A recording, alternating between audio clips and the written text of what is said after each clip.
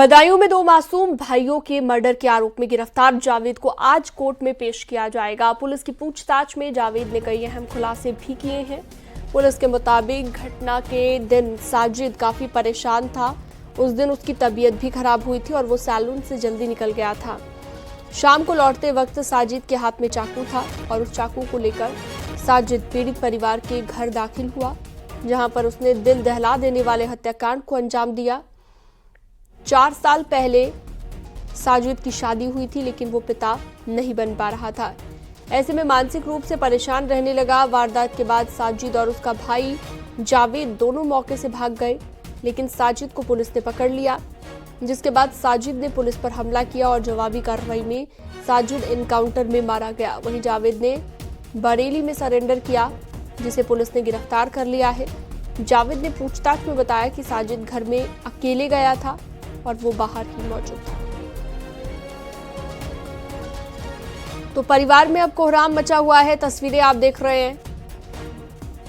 चाकू लेकर साजिद पीड़ित के घर गया और इस वारदात को अंजाम दिया गया। तो बेहद आक्रामक प्रवृत्ति का बताया गया साजिद।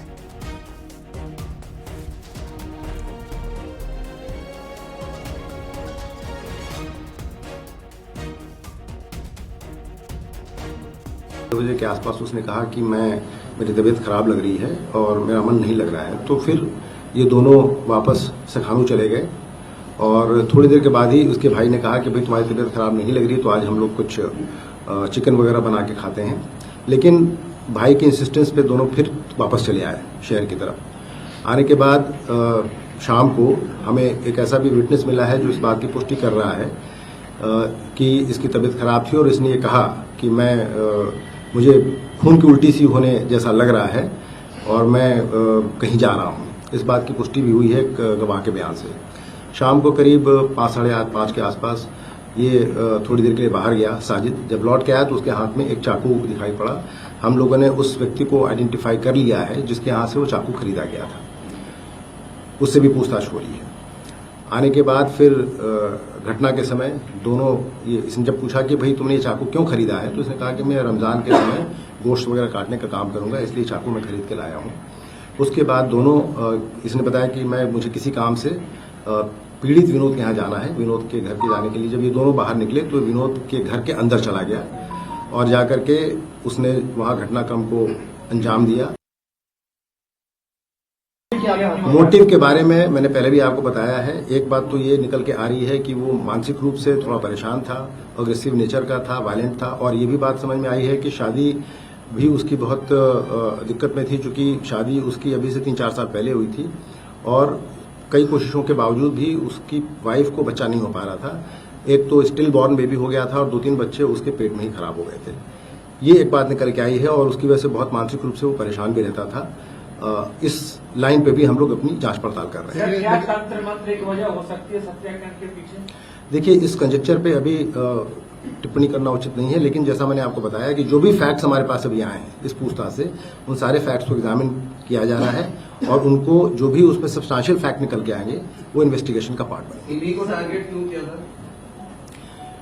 चूंकि इनके यहाँ वाकफियत थी, ऐसा लगता है, उसका प्रॉक्सिमिटी थी और आना जाना भी था, उनके 2 बच्चे भी थे। अब इन सारे बिंदुओं पर हम लोग अपनी जांच पड़ताल कर रहे हैं और ये सारी बातें इन्वेस्टिगेशन का पार्ट हैं।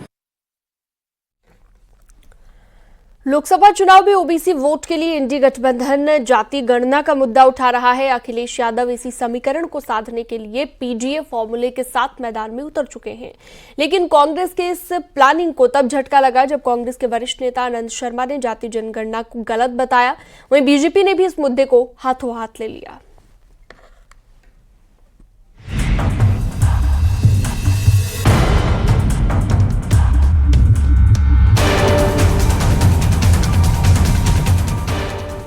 बिहार में जातिगत सर्वे के बाद देश की राजनीति में एक बार फिर दलित और ओबीसी पर सियासत तेजी से गर्मा गई है। जाति गणना के जरिए इस वर्ग को सियासत के केंद्र में लाने वाले बिहार के मुख्यमंत्री नीतीश कुमार भले ही सत्तारूढ़ गठबंधन में शामिल हो गए, पर विपक्ष खासकर कांग्रेस इसे लेकर लगातार हमलावर है। हालांकि हैरानी इस बात की है कि अब कांग्रेस के नेता ही जाति जनगणना के खिलाफ हो चुके हैं। कांग्रेस नेता आनंद शर्मा ने कहा, जाति जनगणना से बेरोजगारी खत्म नहीं होगी और न ही समाज में असमानता खत्म होगी। इसे कांग्रेस की विरासत का अपमान माना जाएगा। कांग्रेस पार्टी पहले जातिवाद नहीं करती थी, यानी जिस मुद्दे को इंडिया गठबंधन लोकसभा चुनाव में भुनाने की कोशिश में था, अब कांग्रेस के नेता ही उससे किनारा करने लगे हैं। आनंद शर्मा जी वरिष्ठ नेता हैं, हमारी CWC में सदस्य भी हैं, तो वो कोई भी अगर चर्चा करनी होती तो वहाँ कर सकते थे। Isn't it a fact that Mandal Commission was opposed by Indira ji? Mandal Commission was opposed by Rajiv ji. In fact, their slogan was "Na जात पर ना पात पर मुहर लगेगी हाथ पर." And this has not been the first time when Rahul Gandhi has been called out for doing a U-turn or showing such hypocrisy or disrespecting what his previous predecessors have said. Allies like Akhilesh Yadav have called out Rahul Gandhi and his hypocrisy. दरअसल हिंदुत्व और राष्ट्रवाद के मुद्दे पर अगड़े वर्ग के छिटक ने दलित मतदाताओं के बंटने के बाद कांग्रेस सामाजिक न्याय के मुद्दे पर अपनी सियासत को आगे बढ़ाना चाहती है। लेकिन बीजेपी ने साफ कर दिया है कि जाति की राजनीति देश में ज्यादा दिनों तक नहीं चलने वाली। ओबीसी को पहली बार संवैधानिक अधिकार देने का काम नरेंद्र मोदी जी ने किया है और ये ओबीसी के सेक्रेटरीज गिनाते हैं जी, ज्वाइंट सेक्रेटरी गिनाते हैं। टॉप 70-80 में कुछ 2-3 हैं, 2-3 उनको मालूम नहीं है भारत सरकार में जो टॉप पर आता है करीब करीब 55 से 60 साल के बीच में होता है जी। इसकी भर्ती कब हुई होगी राहुल जी? जी जी आपके दादी और परनाना के समय में भर्ती हुई है, ये अब यहाँ पहुंचे, उनको मालूम नहीं है। मोदी शाह के युग में बीजेपी ने ब्राह्मण और बनिया की पार्टी की अवधारणा को तोड़ दिया है। इसमें पीएम मोदी का ओबीसी वर्ग से होना मददगार साबित हुआ। बीते 2 चुनाव में इस वर्ग के बड़े हिस्से में बीजेपी पहुंच बना चुकी है। बीजेपी बिना भेदभाव के पिछड़ा वर्ग से जुड़े चेहरों को आगे बढ़ा रही है और इसका नतीजा ये कि अब चुनाव परिणाम में इसका असर भी दिखने लगा है। अगर 2019 के चुनावी परिणाम को समझे तो बीजेपी को सवर्ण वोट 61% मिले, कांग्रेस को 17 और अन्य को 22% मिला। इसी चुनाव में बीजेपी को ओबीसी वोट 58% मिला, कांग्रेस को 18 और अन्य को 24% मिला। वहीं बीजेपी को एससी वोट 41% मिला, कांग्रेस को 28 और अन्य को 31% एससी वोट मिले। बात एसटी की जाए तो बीजेपी को 49%, कांग्रेस को 30% और अन्य को 21% मिला। तो अब 2024 के रण में जहां कांग्रेस और समाजवादी पार्टी जातिगत सर्वे को मुद्दा बना रही है, तो बीजेपी हर वर्ग को साथ लाने का प्रयोग कर रही है और उस वर्ग पर भी फोकस कर रही है जो देश की आबादी में करीब 50% हिस्सेदारी के साथ निर्णायक भूमिका में है।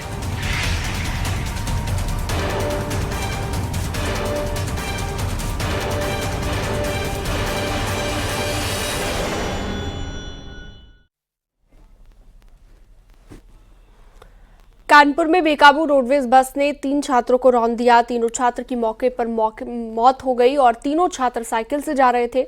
छात्रों को रौंदने के बाद बस खाई में गिर गई। इस हादसे में बस में सवार 6 यात्री घायल हो गए हैं।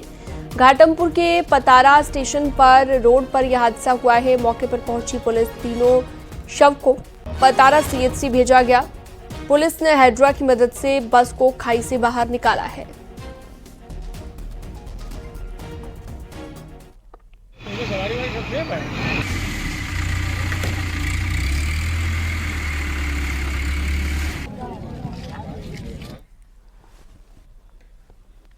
मथुरा में मुठभेड़ में गोली लगने से एक लुटेरा घायल हो गया। पुलिस ने उसे अस्पताल में भर्ती करवाया। राजस्थान का रहने वाला बताया गया। जाहुल पर मथुरा से 25,000 और आगरा से 10,000 का इनामी घोषित उसे किया गया था।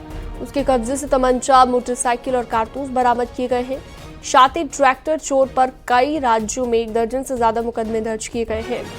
शहर कोतवाली के माल गोदाम पर रोड पर यह हादसा हुआ और उसके बाद ये मुठभेड़ वहां पर हुई है। शातिर ट्रैक्टर चोर है बदमाश जाहुल।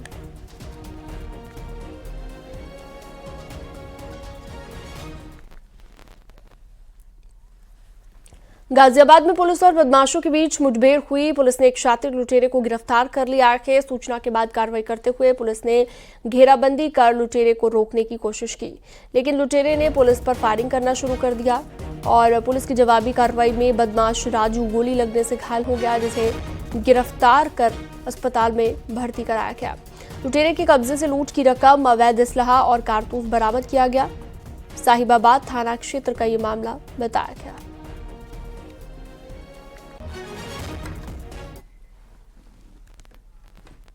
कानपुर में बीच सड़क में पति पत्नी का हाई वोल्टेज ड्रामा देखने को मिला कि नाराज पत्नी को ससुराल से ले जाने पहुंचा युवक पत्नी के इनकार करने के बाद परेशान होकर हाई टेंशन लाइन के पोल पर चढ़ गया। मौके पर भारी भीड़ जुट गई। घटना की सूचना के बाद पुलिस मौके पर पहुंची। कड़ी मशक्कत के बाद युवक को पोल से नीचे उतारा गया। नौबस्ता थाना क्षेत्र के हंसपुरम का ये मामला बताया गया।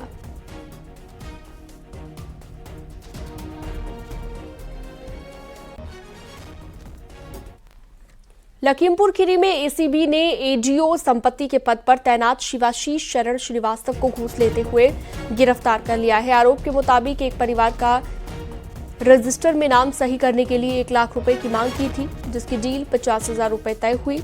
मामले की शिकायत पर कार्रवाई करते हुए एसीबी ने एडीओ को 50,000 की रिश्वत लेते रंगे हाथों धर दबोचा और न्यायालय में पेश करने के बाद जेल भेज दिया है।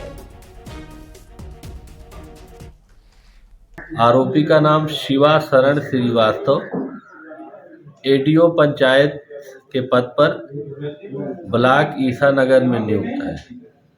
पटेल नगर में एक सकरी गली में ये वाहन खड़ा करके वाहन के अंदर शिकायतकर्ता शिव कुमार मौर्य से 50,000 रुपए ले रहे थे।